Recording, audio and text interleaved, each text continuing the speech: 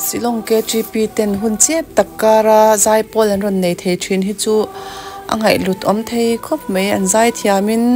ngai thla ka man hla a tharau nun chom tu ani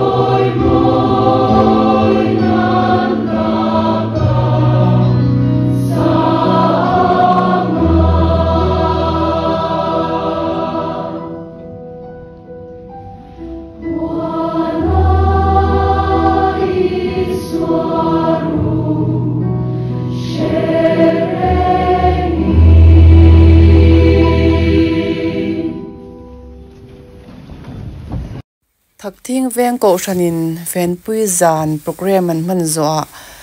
zai khom an nei na an zai clip sang sang te kron da dona an zai tuin tharawin a chen chil ani ti hairual ani lo ni an limin mu an nuam hle me an zinga telve achak om tak zetani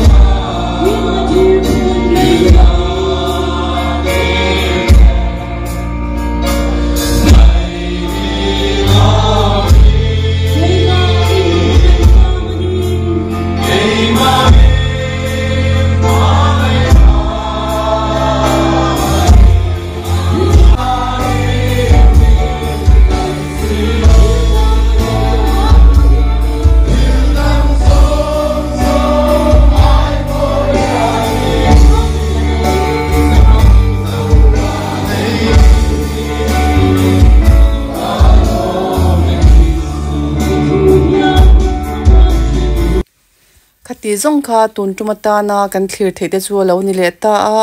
ka channel te min lo thlir chwa sak thina wangin in vai chunga lom thu ka lo soya tin ala subscribe lo te khan in subscribe button kha min lo me sak turin khonga in ka lo som non le chewani hun tanga te video danga te kan in mule zel don ya bye bye fek ule